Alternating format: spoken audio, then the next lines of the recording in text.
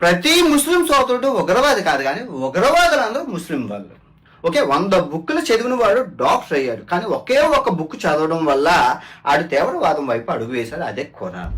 ఈ ప్రపంచ యాత్రికుడు ముస్లిం దేశాలలో కూడా తిరుగుతూ ముఖ్యంగా ఆఫ్ఘనిస్తాన్లోని తాలిబాన్లతో కలిసి ఫోటోలు దిగి వారితో వీడియో తీసుకొని వారి వేషం ధరించి వారి గన్ను తీసుకొని పరాచకాలు ఆడినప్పటికీ వారు ఇతన్ని గౌరవంగా వదిలేశారు. ఒకవేళ నిజంగా ఖురాన్లోని కాఫీలను చంపండి అని ఉంటే వారు దాన్ని ఆ విధంగా అర్థం చేసుకుని ఉంటే ఇంతకంటే గొప్ప ఛాన్స్ ఇక రాదు అని అవినాష్ని అప్పుడే తాలిబాన్లు వేసేసేవాళ్ళు.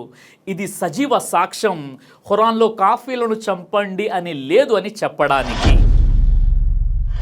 నా అన్వేషణ అనే యూట్యూబ్ బ్లాగర్ అవినాష్ ఢిల్లీ పేలులపై స్పందిస్తూ భారత ఇంటెలిజెన్సీ వ్యవస్థలకు సైతం ఆశ్చర్యాన్ని గురిచేసే ఉగ్రవాద నిర్మూలన సీక్రెట్ సొల్యూషన్ చెప్పాడు. ఎన్ఐఏకు సైతం తెలియని అంత పెద్ద సీక్రెట్ అతను ఏం చెప్పాడండి అంటే, ఉగ్రవాదం భారతదేశంలోనే కాదు ప్రపంచ దేశంలోనే లేకుండా చేస్తాను నేను చెప్పినట్లు వింటే. ప్రతి ముస్లిం సోదరుడు ఉగ్రవాది కాదు, కానీ ఉగ్రవాదులందరూ ముస్లిం వాళ్ళే. 100 బుక్కులు చదివినవాడు డాక్టర్ అయ్యాడు, కానీ ఒకే ఒక బుక్కు చదవడం వల్ల వాడు ఉగ్రవాదం వైపు అడుగు వేశాడు. అదే ఖురాన్. నేను చెప్పేది జాగ్రత్తగా వినండి, నోట్ దిస్ పాయింట్. ఇప్పుడు ఒక 10 మంది మానసిక వైద్య నిపుణులు ఆయన దగ్గర వెళ్ళి ఈ డాక్టర్లను విచారించి అసలు ఇంత చదివి మనుషుల ప్రాణాలు కాపాడవలసినటువంటి ఈ డాక్టర్లు ఉగ్రవాదం వైపు ఎందుకు అడుగు వేశారు అని డీకోడ్ చేస్తే కనుక ఈ ప్రాబ్లం సాల్వ్ అయిపోతుంది. పొరపాటున గనక ఆ డాక్టర్లు అల్లా కోసం పవిత్ర యుద్ధం కోసం అన్నారంటే మరి ఇక మీరు దేవుని శిక్షిస్తారా లేక ఖురాను గ్రంథాన్న అని అంటే కాదు. ఆ ఖురాన్లో ఉన్న లొసుగుల్ని ఇమాములకు ట్రైనింగ్ ఇవ్వాలి, ఆ తర్వాత పాఠ్ చూసుకుందాం, కానీ మనం చూసుకోవాలి. ఎందుకంటే స్వదేశీ తీవ్రవాదం ఇంట్లో అయిపోతుంది. ఇప్పుడు స్వదేశీ తీవ్రవాదం వల్ల వచ్చే నష్టాలు ఏమిటంటే అటు తిరిగి ఇటు తిరిగి స్వదేశీ తీవ్రవాదం వల్ల ముస్లింలకే ప్రాబ్లం అవుతుంది. ఎందుకంటే స్వదేశీ తీవ్రవాదం వల్ల లోపల హిందూ ముస్లిం గొడవ పెరిగి చాలా ప్రాబ్లం అవుతుంది. ఎందుకు డీకోడ్ చేయాలి అన్వేష్ అంటే, ఈ డాక్టర్లు భారతదేశం మీద ద్వేషాన్ని పెంచుకున్నారా లేదంటే హిందూ మతం మీద ద్వేషం పెంచుకున్నారా అనేది డీకోడ్ చేయాలి. అప్పుడు వస్తుంది డీకోడ్ అయి ప్రూఫ్లు వచ్చాక ఇక తగిన చర్యలు మనం తీసుకోవాలి. ఇలా పెంచుకుంటూ పోతే పైన ఉన్న తీవ్రవాదాన్ని రక్షణ వేస్తూ చేసుకుంటే ఇంట్లో ఉన్న తీవ్రవాదాన్ని, ఇంట్లో ఉన్న శత్రువుని మనం ఎలా నశింపజేసుకోవాలి? అబ్బా, మొత్తం దేశం సర్వనాశనం అయిపోతుంది. జాగ్రత్తగా ఉండండి. చాలా దేశాలు తిరిగిన వాడిగా, దూరదృష్టి కలిగిన వాడిగా చెప్తున్నాను. చాలా ప్రాబ్లమ్స్ స్వదేశీ తీవ్రవాదంతోనే ఈ మాటలన్నీ కూడా అవినాష్ వీడియోలో చెప్పాడు. అవినాష్ గారు మీ వీడియో చూసిన తర్వాత మీలో ఒక అమాయకత్వం, ఒక బాధ, ఒక మూర్ఖత్వం మరియు అజ్ఞానం ఇవన్నీ కూడా కనిపిస్తున్నాయి. ద్వేషం ఎప్పుడు జ్ఞానం ద్వారా వ్యాపించదు, అది వ్యాపించగలిగేది అజ్ఞానం ద్వారా మాత్రమే. ఎందుకంటే మీరు చెప్పేది ఎలా ఉందంటే, ఒక కారు రిపేర్కి వచ్చినప్పుడు అందులో లోపాలు సరిదిద్దబడాలంటే దాని మాన్యువల్ బుక్లో సంస్కరణలు చేస్తే చాలు, కారు దానికదే ఆటోమేటిక్గా బాగైపోతుంది అన్నట్టుగా ఉంది. మీరు చెప్పినట్టు సంస్కరణ అనేది ఖచ్చితంగా జరగాలి, కానీ అది ఖురాన్లో కాదు, ఉగ్రవాద ట్రాప్లో బలవుతున్న ముస్లింలలో. ముఖ్యంగా నేడు అగ్రరాజ్యాలు, యూరోప్, ఇజ్రాయెల్ దేశాల పెంపుడు కుక్కలైన అల్ ఖైదా, ఐసిస్, జైషే మొహమ్మద్ వగైరా ఏవైతే ఉగ్రవాద సంస్థలు ఉన్నాయో అలాంటి వాటికి ఇస్లాంకు సంబంధం లేదు. వాటికి ముస్లింలు దూరంగా ఉండాలి. అలాగే పాకిస్తాన్ ఉగ్రవాదులు భారతదేశం ఉన్న శత్రుత్వం కారణంగా భారతదేశ అమాయకపు ముస్లింలను వారి ట్రాప్లోకి మతం పేరుతో లాగే ప్రయత్నం చేస్తున్నారు. వారికి ఇస్లాంకి ఎలాంటి సంబంధం లేదు, వారు అసలు ముస్లింలే కాదు. మన భారతదేశ అమాయకపు ముస్లింలను వారి ట్రాప్లో పడకుండా చైతన్యపరచాల్సినటువంటి అవసరం ఉంది. ఢిల్లీ బ్లాస్ట్ ఏదైతే జరిగిందో అది చాలా బాధాకరమైనటువంటి, దురదృష్టకరమైనటువంటి విషయం. ఈ విషయంలో ఆ ఉగ్రవాదాన్ని పూర్తిగా నేను ఖండించడం జరిగింది. నాలాగే ఎంతో మంది ముస్లింలు కూడా ఆ బాంబ్ బ్లాస్ట్ని ఖండించారు. దోషుల నేరం రుజువైన వెంటనే వారిని ఎర్రకోట ముందు పబ్లిక్గా తీసుకొచ్చేసి వారిని ముక్కలుగా నరికి చంపాల్సిన అవసరం ఉంది. అయితే అన్వేష్ గారు, మీరు అన్నట్లుగా వారు ఖురాన్ను చదివి ప్రేరేపితులై ఉగ్రవాదులుగా తయారయ్యారు అనుకుందాం. మరి వీరు ఏ గ్రంథాన్ని చదివి పాకిస్తాన్ ఉగ్రవాదులకు ఇండియా రహస్యాలు చేరవేశారు? వారి మైండ్ని కూడా డీకోడ్ చేయాలి కదా. భారత సైనిక రహస్యాలను పాకిస్తాన్కి చేరవేస్తూ ఐఎస్ఐ హ్యాండళ్లతో చాట్ చేస్తూ భారత ఇంటెలిజెన్స్ ఆఫీసర్ల ఆర్మీ మూమెంట్స్ గురించి డేటా పంపించి దేశ ద్రోహానికి పాల్పడిన జ్యోతి మల్హోత్రా ఏ పుస్తకం చదివిందండి? అలాగే ఆపరేషన్ సింధూర్ సమయంలో పంజాబ్లోని ఎక్స్ ఆర్మీకి చెందినటువంటి సుఖ్ప్రీత్ సింగ్ మరియు కరణ్బీర్ సింగ్ ఐఎస్ఐ హ్యాండర్లకు స్ట్రాటజికల్ ఫోటోలు పంపించారు. వీరు ఏ గ్రంథాన్ని చదివి ప్రేరేపితమయ్యారు? చేశారండి.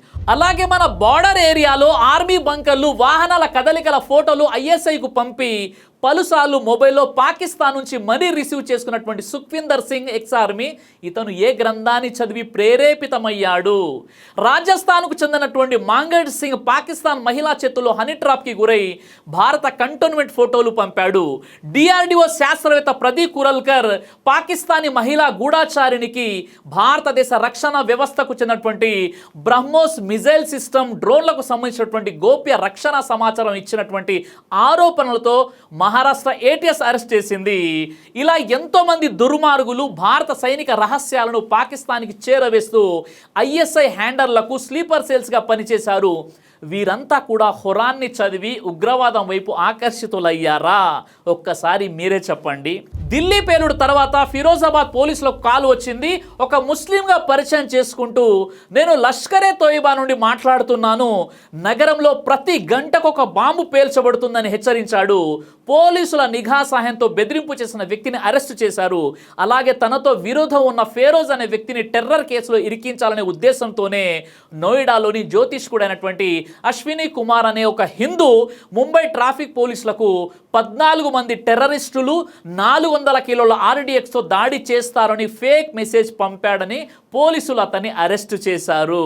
మరి ఈ వ్యక్తికి ఇలాంటి ప్రేరణ ఏ గ్రంథం ద్వారా కలిగింది?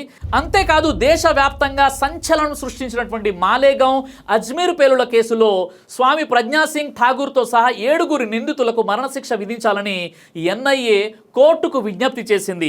మాలేగావ్, అజ్మీర్ దర్గా, మక్కా మజిద్ బాంబ్ బ్లాస్ట్ కేసుల్లో ప్రధాన ఆరోపితుడు ఎవరు? స్వామి అసీమానంద. వీరు ఏ గ్రంథాన్ని చదివి బాంబు పెట్టి అమాయక ప్రజల్ని చంపారండి? నిత్యం కూడా గోహత్యల పేరుతో ఎంతో మంది అమాయకపు ముస్లింలు చంపుతున్నారు. కానీ మన భారతదేశం బీఫ్ ఎక్స్పోర్ట్లో 3rd ప్లేస్లో ఉంది. ఇది చాలా సిగ్గుచేటు కాదు? 1,89,000 కేజీల గోమాంసం పేరు గుప్తా. కాబట్టి ఏం కాలేదు. దేశమంతా పెద్ద భూకంపం రావాలంటే గుప్తా బదులు అబ్దుల్ పేరు అయి ఉండాలి కదా. 1/2 కిలో మాంసం, అది కూడా మటన్ అయినా సరే, బీఫ్ అనే అనుమానంతో అఖ్లాక్ అనే వ్యక్తిని చంపేశారు యూపీ రాష్ట్రంలో. ఇక్కడేమో 1,85,000 కేజీల గోమాంసం పట్టుబడితే అది పెద్ద న్యూస్ కాదు. ఎందుకంటే వారు ముస్లింలు కాదు కాబట్టి.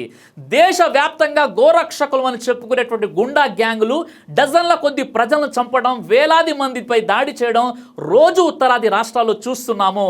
వీరంతా కూడా ఏ గ్రంథం చదివి రాడికల్స్ వైపు వెళ్తున్నారు? అవినాష్ గారు మీరేమన్నారు? 100 పుస్తకాలు చదివినవాడు డాక్టర్ అయితే ఒకే ఒక పుస్తకం చదివినవాడు ఉగ్రవాది అవుతున్నాడు, అదే ఖురాన్ అన్నారు. ఇది మీ అజ్ఞానం అవుతుంది, లేదా ముస్లింలపై మీకున్న ద్వేషమైన అవుతుంది. ఎందుకంటే ఖురాన్లో ఎక్కడ కూడా హిందువులను లేదా ముస్లింలు కాని వారిని చంపండి అని లేదు. అయితే ఖురాన్లో ఉన్న ఒకే ఒక వాక్యాన్ని కొంతమంది స్వార్థపరులు వారి సొంత ప్రయోజనం కోసం తప్పుగా వక్రీకరించి చూపిస్తున్నారు. మీకు నిజంగా తెలుసుకోవాలనే తపన ఉంటే మీకు నేను వివరంగా చెప్తాను, విని అర్థం చేసుకునే ప్రయత్నం చేయండి. ఖురాన్లోని సూర తౌబా నంబర్ 9 ఆయత నంబర్ 5లో ఉన్నటువంటి విషయం ఏంటంటే, ఇక నిషిద్ధ మాసాలు గడిచిపోయిన తర్వాత బహుదేవ ఆరాధకులను ఎక్కడ దొరికితే అక్కడ వధించండి, మరియు వారిని పట్టుకోండి, మరియు చుట్టుముట్టండి, మరియు ప్రతి మాటు వద్ద వారికి పొంచి ఉండండి. కానీ వారు పశ్చాత్తాపడి నమాజ్ స్థాపించి జకాత్ ఇస్తే వారిని వారి మార్గాన వదిలిపెట్టండి. నిశ్చయంగా అల్లా క్షమాశీలుడు, అపార కరుణా ప్రదాత. ఈ వాక్యాన్ని అవుట్ ఆఫ్ కాంటెక్స్ట్గా చాలా మంది ఇస్లాం శత్రువులు, రాజకీయ నాయకులు మరియు ముస్లింలను విమర్శించి ఫేమస్ అవ్వాలి అనుకునేవారు ఈ వాక్యాన్ని ఎక్కువగా ఉపయోగిస్తుంటారు. కానీ దీని తర్వాత వాక్యంలోనే జవాబు ఉంది. ఆ వాక్యాన్ని ఎవరు కూడా చెప్పరు. ఖురాన్లోని సూర తౌబా నంబర్ 9 ఆయత నంబర్ 6లో, మరియు బహుదేవ ఆరాధకులతో ముష్రికీన్లలో ఎవడైనా నీ శరణు కోరితే అతడు అల్లా గ్రంథాన్ని ఖురాను వినటానికి అతనికి శరణు ఇవ్వు, తర్వాత అతని కొరకు సురక్షితమైన స్థలానికి చేర్చు.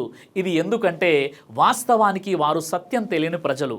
అంటే ఇక్కడ చంపబడి అని ఉంది, ఆ తర్వాత అల్లా గ్రంథాన్ని వినటానికి అతనికి శరణు ఇవ్వు, తర్వాత అతని కొరకు సురక్షితమైన స్థలానికి చేర్చు అని ఉంది. అంటే ఇక్కడే తెలిసిపోతుంది కదండి, ఇది కేవలం మక్కాలోని ముస్లింల బద్ధశత్రులు అయినటువంటి ముష్రికులకు సంబంధించి అవతరించినటువంటి వాక్యాలు మాత్రమే మాత్రమే అని.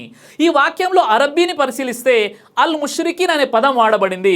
అరబ్బీలో అల్ అనేది పర్టికులర్గా వాడబడుతుంది. అంటే ఇక్కడ ముష్రికులందరూ అని కాదు, కేవలం అక్కడ మక్కాలో ఉన్న ముష్రికులు మాత్రమే అని అర్థం. ఉదాహరణకి ఇంగ్లీష్లో యాన్ యాపిల్ ఇది కామన్గా వాడతారు, ది యాపిల్ ఇది ప్రత్యేకం కోసం వాడతారు. అలాగే అరబీలో అల్ అనేది ప్రత్యేకించి వాడతారు. కాబట్టి ఇది కేవలం ఆనాటి ముస్లింల శత్రువు అయినటువంటి మక్కా ముష్రికులకు మాత్రమే వర్తిస్తుంది. అయితే ఖురాను వాక్యాలను అర్థం చేసుకోవాలంటే అది ఏ సందర్భంలో అవతరించిందో దాని పూర్వపరాలు కూడా తెలుసుకోవాల్సిన అవసరం ఉంటుంది. ఈ సూర మదీనా కాలంలో అవతరించింది. హిజ్రీ శకం 9వ సంవత్సరంలో 631 కామన్ ఎరాలో అంటే ఇస్లామియ చరిత్రలో ఒక కీలక సమయంలో ఇది అవతరించింది. మక్కా విజయం అంటే ఫతే మక్కా తర్వాత అవతరించినటువంటి వాక్యాలు ఇవి. అయితే ఈ సూరా యొక్క సందర్భం, అవతరణ, భావార్థం అనేవి వేరుగా ఉన్నాయి. సూరా తౌబా ఒక చారిత్రక నేపథ్యంలో అవతరించింది. ఇది ఇస్లామియ సమాజం యొక్క రక్షణ, న్యాయం మరియు శాంతి స్థాపనకు సంబంధించినటువంటిది. అయితే ఈ సూరా అవతరణ సమయంలో ముస్లింలు మక్కా విజయం తర్వాత అరేబియాలో శాంతి ఒప్పందాలను కుదుర్చుకున్నారు. ముఖ్యంగా హుదైబియా ఒప్పందం, ట్రీటీ ఆఫ్ హుదైబియా. అయితే కొన్ని ముష్రిక్ తెగలు అంటే బహుదేవ ఆరాధన తెగలు, ఉదాహరణకు బనూ బకర్ లాంటివి ఈ ఒప్పందాలను ఉల్లంఘించాయి. వారు ముస్లింల మిత్రపక్షాలపై దాడులు చేశారు, శాంతిని భంగం చేశారు మరియు విశ్వాసఘాతుకానికి పాల్పడ్డారు. అప్పుడు ఈ సూర ఆ సందర్భంలో ఒప్పంద ఉల్లంఘనలను ఎదుర్కోవడానికి, న్యాయాన్ని స్థాపించడానికి మరియు శాంతిని పునరుద్ధరించడానికి అవతరించింది. ఇది ముష్రికులతో ఒప్పందాలను రద్దు చేయడం, వారికి 4 నెలల కాల పరిమితి ఇవ్వడం మరియు శాంతి లేదా యుద్ధానికి సిద్ధం కావడం గురించి మాట్లాడుతున్నటువంటి ఆయత్ ఇది. ఈ సూర కేవలం యుద్ధం గురించి మాత్రమే కాదు, ఇది క్షమాపణ, కరుణ మరియు సోదర భావం యొక్క సందేశాన్ని కూడా అందిస్తుంది. సూరా అతౌబా నంబర్ 9 ఆయత్ నంబర్ 5లో పవిత్ర నెలలు ముగిసిన తర్వాత ముష్రికులను ఎక్కడ చూసినా చంపండి, పట్టుకోండి, ముట్టడి చేయండి, ప్రతి మార్గంలో వారి కోసం వేచి ఉండండి. అయితే వారు తౌబా చేస్తే, నమాజ్ చేస్తే, జకాత్ ఇస్తే వారిని వదిలివేయండి. ఖచ్చితంగా అల్లా క్షమాశీలుడు, కరుణాశీలుడు. అయితే ఈ ఆయత్ యొక్క సందర్భం ఏంటంటే పవిత్ర నెలలు, అష్రుల్ హురుమ్. ఈ ఆయత్లోని పవిత్ర నెలలు 4 నెలలు కాల పరిమితిని సూచిస్తాయి. జుల్ ఖాయిదా, జుల్ హిజ్జా, ముహర్రం మరియు రజబ్. ఈ సమయంలో ఒప్పంద ఉల్లంఘనకర్తలైనటువంటి ముష్రికులకు శాంతియుతంగా తమ మార్గాన్ని సరిదిద్దుకునే అవకాశం ఇవ్వబడింది. వారు ఇస్లాంను అంగీకరించవచ్చు, శాంతియుతంగా వెళ్ళిపోవచ్చు లేదా యుద్ధానికి సిద్ధం కావచ్చు. ఇది అల్లా యొక్క దయ మరియు న్యాయాన్ని సూచిస్తుంది. ఈ ఆయత్ యొక్క నిర్దిష్ట లక్ష్యం ఏమిటంటే ఈ ఆయత్ ప్రతి బహుదేవ ఆరాధకులకు లేదా ఇతర మతస్థులకు లక్ష్యంగా చేసుకోలేదు. ఇది ఒప్పందాలను ఉల్లంఘించిన మక్కా, మదీనాలో శత్రుత్వం చూపినటువంటి మరియు శాంతిని భంగం చేసిన నిర్దిష్ట సమూహాలను ఉద్దేశించి మాత్రమే అవతరించినటువంటి వాక్యాలు ఇవి. ఈ విషయం మీకు ఇంకా అర్థం కావాలంటే ఇదే సూరాలోని సూరా తౌబా నంబర్ 9 ఆయత్ నంబర్ 4లో ఒప్పందాలను గౌరవించిన ముష్రికులతో శాంతియుతంగా ఉండమని ఆదేశించబడింది. అంటే ఒప్పందాన్ని గౌరవించిన ముష్రికులతో మీ ఒప్పందాన్ని నెరవేర్చండి అని ఉంది. కాబట్టి ఈ ఆయత్ హింసను ప్రోత్సహించడం కాదు, ఆత్మరక్షణ మరియు న్యాయం కోసం ఆదేశిస్తుంది. ఎందుకంటే ఇస్లాంలో యుద్ధం కఠిన నియమాలతో కూడుకున్నది. అమాయకులు, స్త్రీలు, పిల్లలు, వృద్ధులు లేదా యుద్ధంలో పాల్గొనని వారిని హాని చేయకూడదని యుద్ధంలో కూడా షరతులు పెట్టినటువంటి ఇస్లాం ఎవరిని పడితే వారిని చంపండి అని అంటుందా అంటే ఇది కేవలం నెగిటివ్ ప్రొపగండా తప్ప మరేం కాదు సోదరా. అయితే అన్వేష్ గారు, నా అంచనా ప్రకారంగా జీవితంలో ఒక్కసారైనా మీరు పూర్తిగా మీకు తెలిసిన భాషలో మీరు ఖురాన్ చదివి ఉండకపోవచ్చు బహుశా. ఎందుకంటే ఒకవేళ మీరు ఖురాన్ని చదివినట్లయితే ఇలా అనాలోచితంగా మీరు మాట్లాడేవారే కాదు. ఒకవేళ మీరు ఖురాన్ చదివినట్లయితే ఖురాన్లోని ఇతర ఆయతులను కూడా ఒకసారి మీరు పరిశీలించేవారు. ఖురాన్లోని సూరా అల్ మాయిదా నంబర్ 5 ఆయత్ 32 ఏమంటుందండి? మన్ ఖతల నఫ్సం బిగైరి నఫ్సిన్ ఔ ఫసాదిన్ ఫిల్ అర్ది ఫకఅన్నమా ఖతల అన్నాస జమీఅ. ఎవడైనా ఒక వ్యక్తిని అన్యాయంగా చంపితే అతడు సర్వ మానవ జాతిని చంపినట్లే, మరియు ఎవడైనా ఒక మానవుని ప్రాణాన్ని కాపాడితే అతడు సర్వ మానవ జాతి ప్రాణాలను కాపాడినట్లే. ఇంత స్పష్టంగా మానవుల ప్రాణాల విలువను తెలియజేసినటువంటి ఖురాన్ కాఫేర్లను, ముష్రికులను చంపండి, బాంబులేయండి, ఆత్మాహుతి దాడులకు పాల్పడండి అని చెబుతుందా? ఇది ఎంత ఘోరమైనటువంటి అభాండం ఒక్కసారి మీరే ఆలోచించండి. అలాగే షేక్ బిన్ బాస్ రహీమహుల్లా వారి ఫత్వా ప్రకారంగా ఎవరైతే ముస్లిం ఆత్మాహుతి దాడి చేస్తాడో అతడు నరకానికి వెళ్ళిపోతాడు, అది హరాం అని చెప్పడం జరిగింది. అలాగే ఖురాన్లో కూడా మిమ్మల్ని మీరు చంపుకోకండి అని ఖురాన్ అంటుంది. కాబట్టి ఆత్మాహుతి దాడి కూడా ఇస్లాంలో చాలా పెద్ద ఘోరమైనటువంటి అపరాధము. అలాగే ఖురాన్లో ఇతర వాక్యాలలో ఏ మతం వారిని కూడా మీరు ఇబ్బంది పెట్టకండి అని ఉంది. ఖురాన్లోని సూరా అల్ కాఫిరూన్ సూరా నంబర్ 109 ఆయత నంబర్ 6లో మీ మతం మీకు నా మతం నాకు. అలాగే ఖురాన్లోని సూరా అల్ ముమ్తహినా సూరా నంబర్ 60 ఆయత నంబర్ 8లో ఎవరైతే ధర్మం విషయంలో మీతో యుద్ధం చేయరో మరియు మిమ్మల్ని మీ గృహాల నుండి వెళ్ళగొట్టరో వారి పట్ల మీరు సత్ప్రవర్తనతో మరియు న్యాయంతో వ్యవహరించటాన్ని అల్లా నిషేధించలేదు. అలాగే సూరా అల్ బఖరా సూరా నంబర్ 2 ఆయత 256లో లా ఇక్రాహ ఫిద్దీన్ ధర్మం విషయంలో బలవంతం లేదు, ఎవరిని కూడా మీరు బలవంతంగా ఇస్లాంలోకి ఆహ్వానించకండి, చాలా స్పష్టంగా దైవం తెలియజేస్తున్నాడు. అలాగే ఖురాన్లోని సూరా అల్ అనామ్ సూరా నంబర్ 6 ఆయత 108లో వలా తసబ్బుల్లదీన యదున మిన్ దునిల్లా, ఓ ముస్లిములారా, ముస్లిమేతరులు అంటే హిందువులు క్రైస్తవులు ఇతర మతాల వారు ఆరాధించే వాటిని మీరు దూషించకండి అని దైవం కండిషన్ పెడుతున్నాడు. అలాంటప్పుడు ఇతర మతాల వారిని ముష్రికులను లేదా కాఫేర్ల పేరుతో చంపండి అని ఖురాన్లో ఎలా ఉంటుందండి? ఒక్కసారి మీరే చెప్పండి. ఈ ప్రపంచంలో ఉన్న మానవులంతా కూడా ఒకే జంట సంతానం, పరస్పరం సోదరులు, వారందరితో కలిసిమెలిసి ఐకమత్యంగా ఉండండి అని ఖురాన్ మనకు ఆదేశిస్తుంది. ఇస్లామియ చరిత్రలో ప్రవక్త ముహమ్మద్ సల్లల్లాహు అలైహి వసల్లం వారు కూడా ఆనాటి యూదులతో క్రైస్తవులతో సత్సంబంధాలు కలిగి ఉన్నారు మరియు ఇతర మతస్థులతో శాంతియుత ఒప్పందాలు కుదుర్చుకున్నారు. ఇస్లామియ రాజ్యంలో కూడా వారు అంటే ఇతర మతస్థులు పూర్తి స్వేచ్ఛగా వారు వారి మతాలను ఆచరించారు, వారి ఆరాధన ఆలయాలను కూడా నిర్మించుకున్నారు. ఇస్లాం సర్వ మానవులను ఒకే జంట సంతానం ఆడమ్ మరియు హవ్వా నుండి ఉనికిలోకి వచ్చారని, మీరంతా పరస్పర సోదరులు అనేటటువంటి విశ్వ మానవ సోదర భావాన్ని బోధిస్తుంది. అలాంటిది మీరు చంపండి, బాంబులు వేయండి లేదా ఆత్మాహుతి దాడులకు పాల్పడండి, ఎవరిని పడితే వారిని నిర్దాక్షిణ్యంగా చంపండి, కాఫేల ముష్రికులను పట్టి మరీ వేధించండి అని చెప్తుందా అంటే ఇది ఇస్లాంపై ముస్లింలపై వేస్తున్నటువంటి ఒక అభాండం తప్ప మరేమి కాదు సోదరులారా. అయితే ఇది పాకిస్తాన్ ఉగ్రవాదులు మన దేశంలోని అమాయకపు హిందూ ముస్లింలను బలిపశువులుగా చేస్తూ వారి ట్రాప్లోకి లాగే ప్రయత్నం చేస్తున్నారు.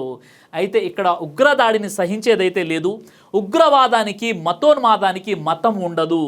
ఢిల్లీ ఉగ్రదాడిలో అన్ని మతాల వారు చనిపోయారు, కానీ ఢిల్లీ కారు పేలుడికి కారణమైనటువంటి కారు ప్రస్తుత ఓనర్ దేవేందర్ సింగ్ ఒక సంవత్సరం ముందు సల్మాన్ అనే వ్యక్తి దగ్గర కారు కొన్నాడు. ఈ విషయం మీడియా అయితే అస్సలు చూపించదు. ప్రస్తుత ఓనర్ కాకుండా మాజీ ఓనర్ పేరే ఎందుకు చూపిస్తున్నారండి? ఓట్ల కోసమా?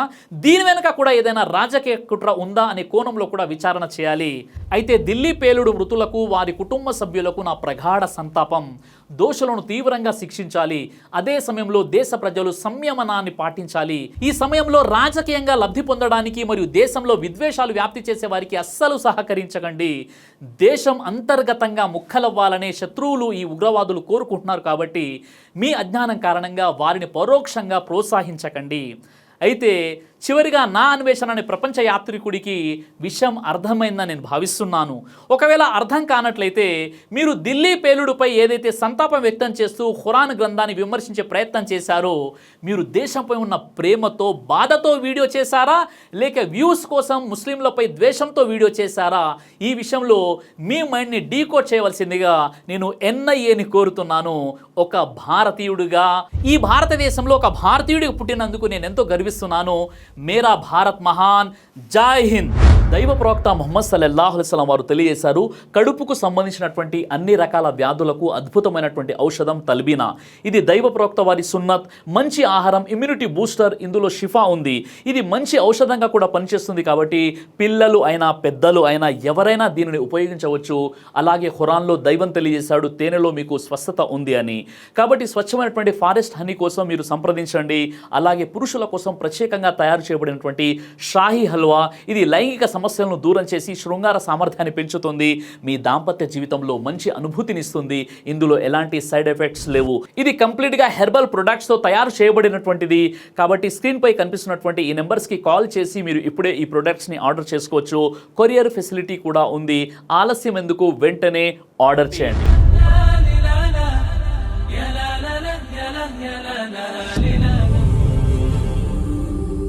బ్రదర్ సిరాజ్ అని యూట్యూబ్ ఛానల్ని మీరు సబ్స్క్రైబ్ చేసినట్లయితే ఇన్షాల్లా దైవచిత్తం అయితే మీకు వీడియోస్ వస్తుంటాయి. అదేవిధంగా బ్రదర్ సిరాజ్ అనేటటువంటి ఫేస్బుక్ని కూడా లైక్ చేయడం వల్ల మీకు వీడియోస్ వస్తుంటాయి.